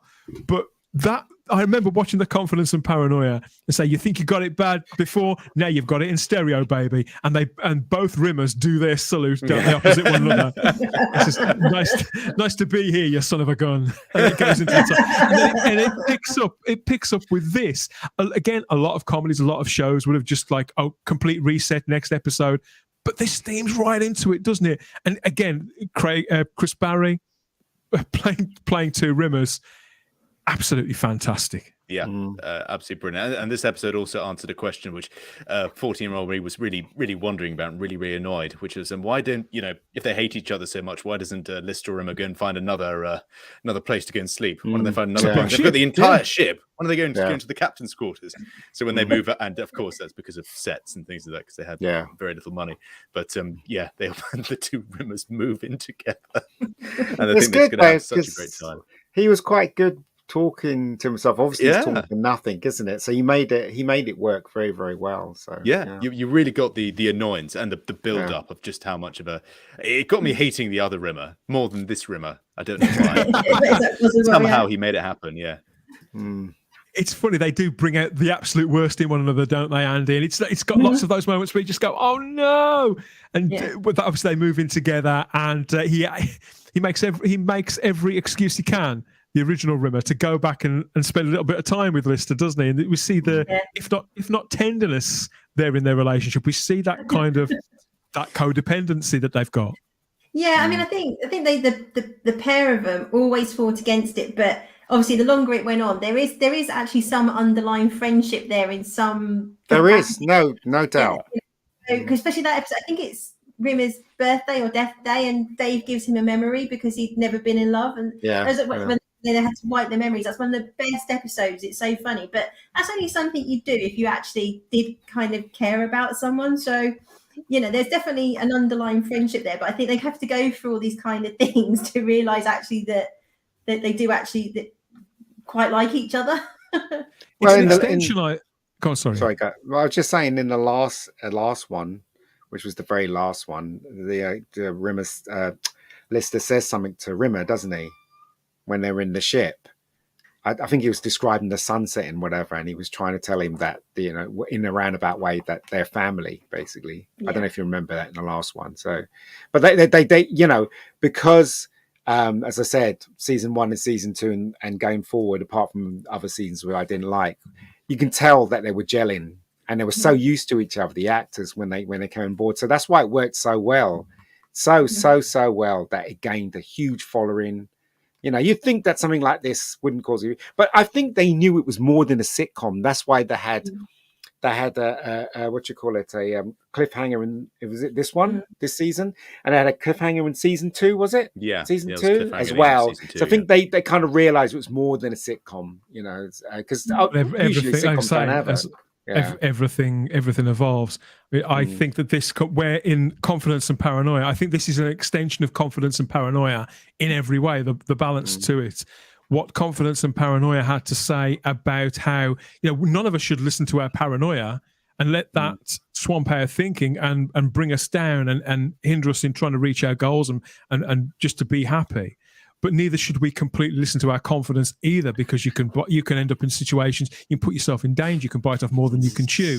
There's something to be said for both sides to our nature. But in this one, I think that as an extension of that, we think, okay, imagine what you could get done if you really push yourself. I think now, you know, we're told that we should push ourselves and strive for our goals, and that's absolutely correct.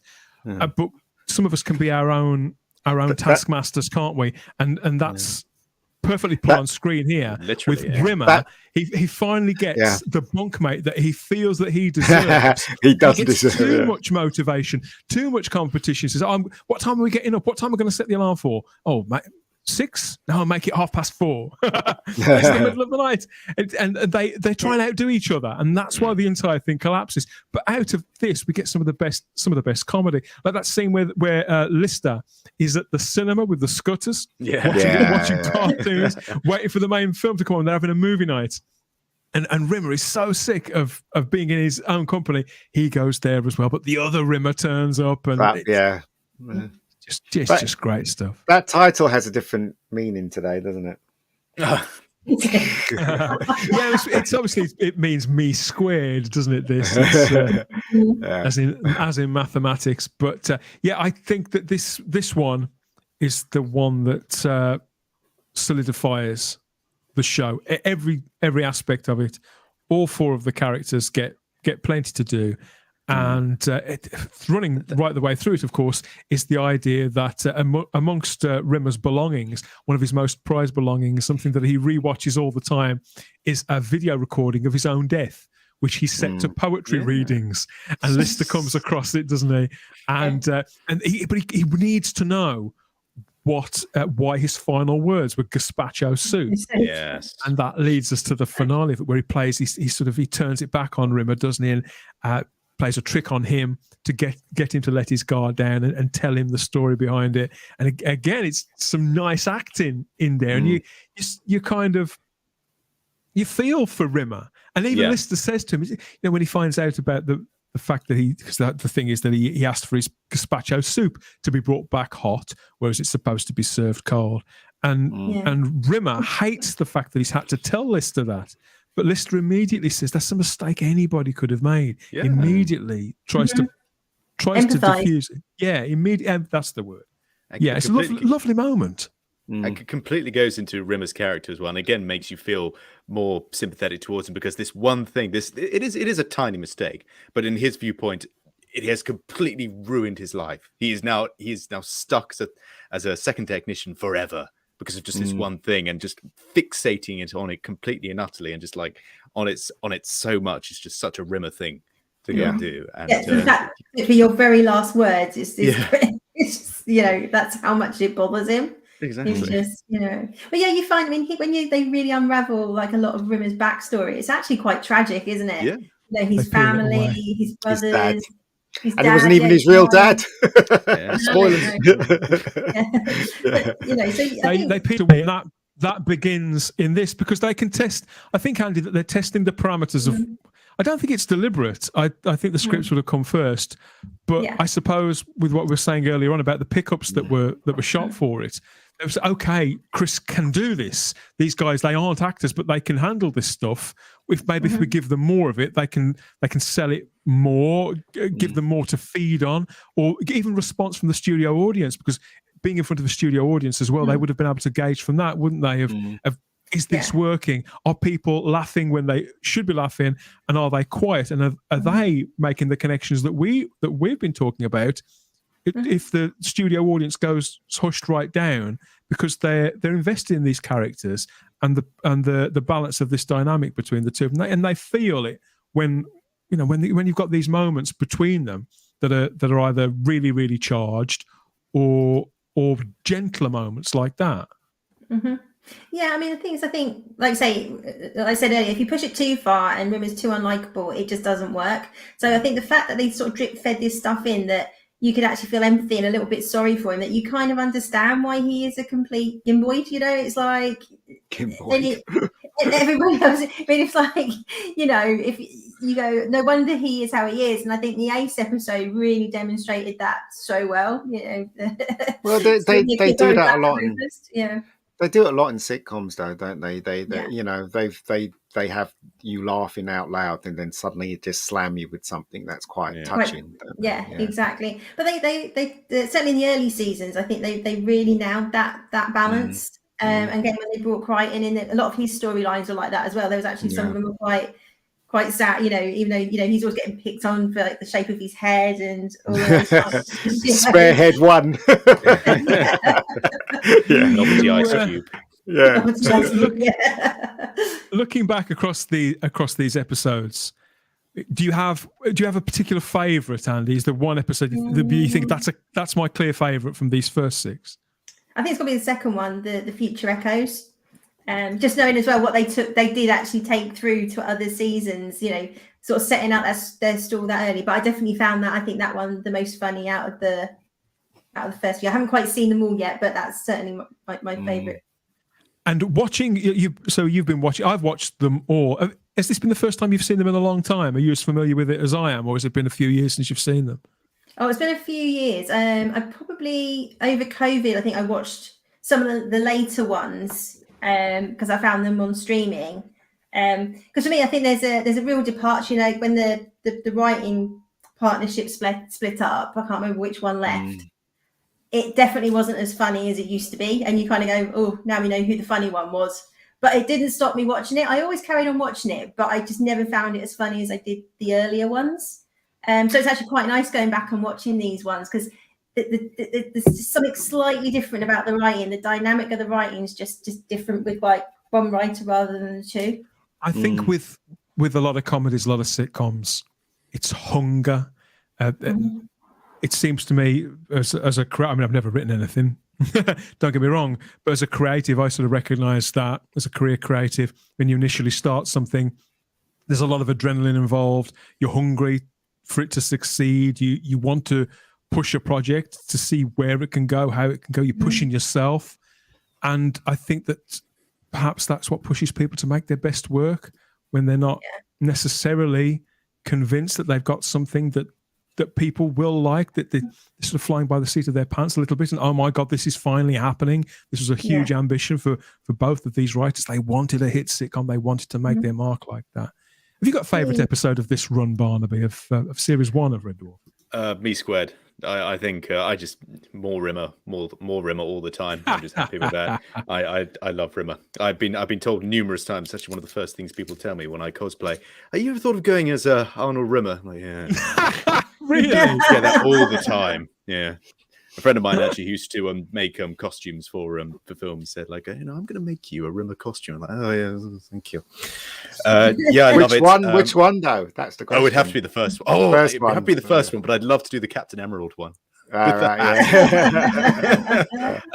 me Squared in particular, because it ends on such a real sort of build up to what this is, and just really pays off for it. So I think Me Squared for me, definitely. Yeah. Feels perfect, doesn't it? Chris Barry really shine. In fact, they're all given moments to shine in that one. I think I agree. My favourite's Me Squared as well. And it really, they build on Rimmer really well later on as well. Like I can't wait till we talk about Better Than Life. Personally, oh, that's brilliant. I love Better Than Life. Great. That's also that's great. Probably like one of probably my favourites out of all of that one. And obviously the that milestone with the backwards world. Yes, that's just amazing. Like when they came my favourite's Inquisitor. I love Inquisitor's good. I never get bored with hearing Rimmer and Lister bicker. And it's the same when Rimmer and Rimmer are bickering too. Stop your foul whining, you filthy piece of distended rectum. Oh, that's just wonderful. And I love the scene too where Lister goes to take Rimmer some of his belongings and the door closes behind him, the automatic door, and he's got newspaper cuttings cut out and glued to the door saying, I owe it all to Arnie. Rimmer does it best. Oh, that's so pathetic. Little things like that is so sad. In the first episode, do you reckon that was accidental or was it done deliberately? When he tries to trip Rimmer. Do you remember that scene? I can't remember where it came because I remember watching it today. I'm thinking, is that deliberately? Was that or was that an accident? Like he went to do. I think he also went. For me, it looked like he went to sort of stick his foot out, but actually caught him, and they both just through the door. So I think that was probably not intentional, but it worked. Yeah. To just fit in, I think so too. Yeah, I think so too. It's a bit weird. Yeah. There are times where watching it back, I was talking about the studio audience earlier on, and they must have been wondering what the hell this show was, particularly with the special effects involved as well. Different scenes where characters are passing through one another or bits of the set too. And so I think that when you've got an episode like this, which has the novelty of having the split screen, that's the word, isn't it? It's split screen. So you've got that going on, but really why this episode for me is the best is because it's just everything that's working about the show at this point turned right the way up. All that pathos is there, that dynamic is there. The funniest lines are in this. I think this one benefited the most because it was the first that got written. Like I said, the original episode, Body Snatcher, it was supposed to be episode 5. That was ditched, bringing forward confidence and paranoia. So this was the first one that was written after all the actors had been cast and they'd seen them working together. So this was the first that was written actually for them, ground up for them. And I think that shows too. It's just brilliant. Still one of my favourite episodes, and it has to be mine. How about you, Ian? Have you got a favourite episode of Series 1 of Red Dwarf? Not really. As I said, when I think I watched it again when they put the new visual effects in there, I still think season 2 was lacking in a lot of stuff. If you're talking about season 1, if you're talking about season 2 and 3, I can talk about that. But I didn't really like season 1. I thought it was okay, but I do. If I had to pick one. Yeah, if I had to pick one, it would be the two Rimmers one, Me Too, because just purely because of Chris Barry's performance is really quite good. So there you go. But he's completely and utterly brilliant. Red Dwarf is still available. So this is another one of those. This is another one of those things, Ian, that I have bought over and over and over. So I recorded the last 2 off the television. When they're originally on. Eventually it came out on VHS. I think it was the last of the series to come out on VHS with these 2 cassettes. They split it over the 2 tapes. Eventually I picked up the DVD. Of course I did, because that's what I do. And so that's why I know these episodes like the back of my hand. They're available obviously on Blu-ray now. You can get this huge box set with absolutely everything in, including series 1 there in full with lots of great extras in there. I've been told that the Blu-ray transfer is not brilliant, but then again, somebody else told me the other day that it's quite good. I don't know. I think the best way to find out is to go and get it for yourself. It's probably as cheap to get it on Blu-ray now as it is on DVD. It's just the BBC, is it, Dan? Just the BBC episodes, not the ones on Dave. No, well, that's this box set, because this is the only box set. This is the only physical media that's currently in print of series 1 of Red Dwarf. So this is the BBC set, series 1 to 8 of Red Dwarf, across 19 discs on Blu-ray there. So it's all It's all in there now. Right, But gotcha. it is streaming though, isn't it? A couple of you watched it on streaming this week. I watched it on stream. I watched the where's episode. it? It's on Xbox as well. Yeah. So Yeah, I watched it on Prime. The Amazon Prime. Amazon Prime's. It's on Amazon. Prime. I think it's got 1 to 8 on Prime. I don't know. I only watched episode 1. I'm trying to find 11 and 12 because I still haven't watched those yet. But I think you can only get them on some site called UK something. It's like TV UK or something weird like UK that. TV Play. Yeah, they're the people that make it now. Yeah, let's go and check out the comment section one last time and see what people have got to say about all of this. See which memories that we've stirred and which lines they're going to fire back at us this time.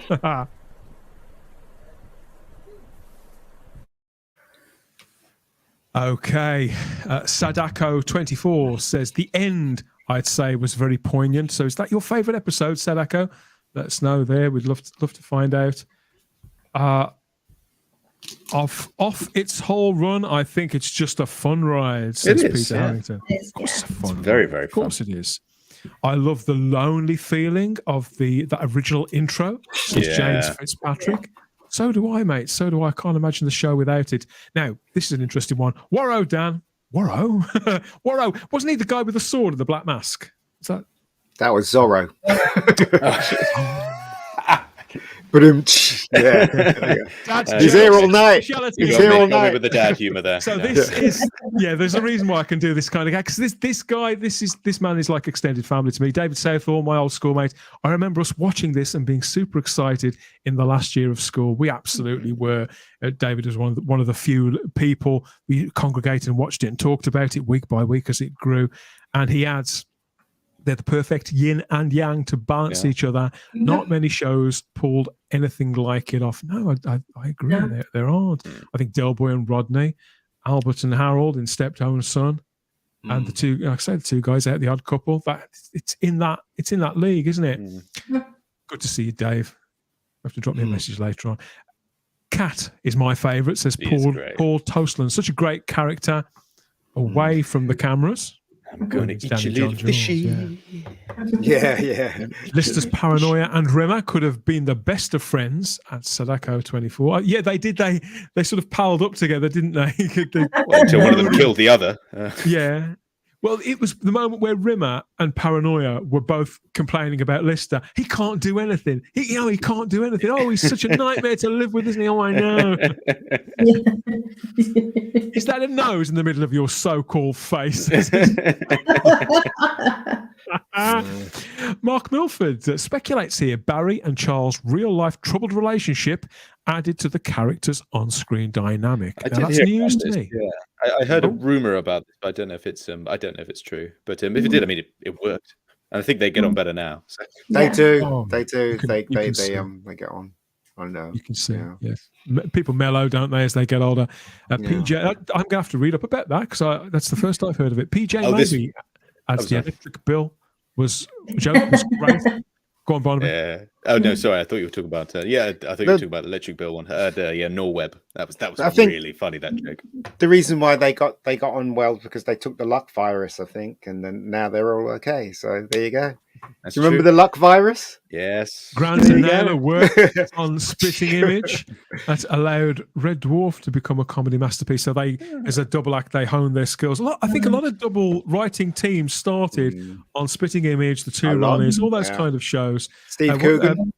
Andrew Marshall and David Rennick certainly got their start writing for The Two Ronnies, and they wrote later comedies together, didn't they? And their own. Yeah. One went off to make 2.4 Children, the other one to do One Foot in the Grave. We've got in the novel it says, God, we've got a reader here. God, have these books got pictures in them? In the novel, I read this novel back when I was at college. It's hinted that the animosity is because the second Rimmer hologram is a reset to just after the accident. Oh, I see. I did wonder about that actually, hinting that that the time since with Lister has changed the original Rimmer. That makes perfect sense, doesn't it, Barnaby? Yeah, this did happen in the novels. Have you guys ever read any of the novels, actually? I've read the first two. I read the first one, I think, from memory. I watched the VHS. That's all. That's it. I really recommend the novels though, because they were they're very, very good. In fact, actually, I think they're all on YouTube. I think the audiobook is all on. There's on definitely YouTube, the so you audio can books listen on to them. YouTube. Yeah, read by Chris Barry as well, and he does a very, very, very good Craig Charles impression. Actually, he does. Actually. Well, he's an impressionist. I mean, it's what he does. So. Will Hadcroft's watching, and he adds initially they couldn't stand one another, and the actors have admitted it. It worked. Yeah, it worked for them both. PJ We were maybe has entertained the- at least. Yeah. Mark Milford says that comedy can flourish as a plot-driven or character-driven premise. Red Dwarf was at its best when they used both. It's not uncommon though that the actors from a sitcom doesn't get on. I mean, Steptoe and Son, the two guys that played, they the two really leads didn't. didn't get on. They really didn't get on. So it's not uncommon. So I really enjoyed rewatching these. Can't wait to watch some more. I'd love to get together and talk about series 2 at some point in the near future. If you'd like some more of that, you know what to do. Please like this video, subscribe to the channel if you haven't already, and hit the cloister bell to get all the notifications about what we're doing next. Another podcast, another live stream, or a live stream podcast, and everything else in between, whatever it is we're talking about here on the home of Out There Entertainment. Why do I say these things, Andy? Who says stuff like this? It's a wonder I don't say it in my sleep by now, isn't it? But yes, please subscribe. We know so many people who watch our content don't subscribe to the channel. It's practically half the audience doesn't subscribe. So yes, please consider subscribing to the channel for everything we bang out here. All these conversations, all this. Join us. If you join us, we'll watch the American version. Oh God, no! Don't join us. Don't join Watch us. the US version. Don't join. More Red Dwarf coming here on the Spacebook channel, probably in the new year, as well as other geeky comedies and sci-fi shows from the 60s, 70s, 80s, 90s, the noughties, wherever. Everything's fair game here on the Spacebook listed. We know we're never going to get to the bottom of those lists. Not Can a I ask chance. a question? Maybe you guys know from Red Dwarf. So the ship, right, is a big, it's a mining ship or something like that, isn't it? Why does it have that big rock underneath it then? Because it's a rock they've mined. They're gradually Oh, so what are they? mining. So they're basically taking the rock somewhere. Yeah, You know that giant, that giant scoop at the front of the ship. Yeah. The idea is that the scoop collects the rock. Oh, And I it gets see. forward along the outside of the ship, and they literally mine it, and they take it in through the bays. Yeah, don't ask me how I know all this stuff. It's You read the novels. nerd DVD special features. Absolutely, yeah. I'm more than happy to be a Red Dwarf nerd. More than happy. And Good old if you're a Kenny. Red Dwarf nerd too, let us know in the comment section. What have we missed? What are the names of the actors that we cruelly forgot the names of earlier on in the show? That's how you know it's live. That's how you know these are genuine conversations that we have here on the Spacebook listed. And don't forget to come back next time for the next one. We're going Christmassy on the next edition of the show. You're going to love it. And that's it for this time. Let's do the social medias. Barnaby, it's been a while. I know you can't talk about everything that you've been up to. We'll get it out of him eventually. Secrets. We'll have to turn off his hologram, see what he'll confess. But in the meantime, you've got a YouTube channel, haven't you? People can hear you reading, can't they? Various things. Where can people I did, connect? but that was taken down for copyright reasons. Oh, the YouTube algorithm got me. It wasn't Grabbed even by the bots. It wasn't even the original writer, did it? It was some kind of strange sports thing. I have no idea. But anybody can do a copyright claim, can't they? So it could have just been something who's just. Oh, I didn't realise that. You can counter it though, Barnaby. I just couldn't be bothered. So I think all my stuff is on Instagram. So search Barnaby Jago on Instagram, and that'll be where you'll get all the news of all the exciting stuff that's coming up. Yeah, like eating food. And like eating food. Yeah, and eating food. See me in the gym. Yeah. People over on the Doctor Who show that we do on Type 40 Live, people have been asking, where's Barnaby? What's he been up to? Why isn't he here? I said, we couldn't possibly comment, but he'll materialise. He'll rematerialise at some point in the future. It's been great to see him. He was breaking a leg. That's what he was doing. He was doing his profession. We'll definitely be able to drag you back on to talk about more Red Dwarf. I'd say that's almost a given. How about you, Andy? YouTube? You're all over on YouTube, aren't you, with your Geeky Roundup? Tell people about all that. Where can they find you? They can find me on Atomic Blonde LDN, with my nerdy weekly roundup, where I sort of do a spoiler review of the shows I've been watching. And you can find me on the madhouse that is Twitter, AndyLDN50. Ian, my friend, you've started filming your next opus, haven't you? But you can't tell us too much about that for the time being, can you? But you can tell us where to find you on social media. Where can they connect with you? Where can they see previous hits? I've got a YouTube channel called the Rebecca Gold channel, surprisingly enough. It's got my movies on there. It's got a award-winning web series, of course. Yeah. And you can look at me on Twitter as well. And you can watch my movie on Netflix called Bad Days. So there you go. There you go. Things are looking up. Get on board with phase 1 of the Megaverse before phase 2 begins. That's right. At some point in the near future. And you can catch up with me on Instagram and Twitter as the Spacebook, where I'm wheezing and groaning, ranting and raving about all things geeky. I just come out with this stuff about all things geeky, whatever catches my mind, my imagination, or both in popular culture. Who knows what it'll be tomorrow? I've got no idea. It just passes into my head. And yeah, I can't wait to get stuck into our Christmas selection box here on Listed. That's coming up next time.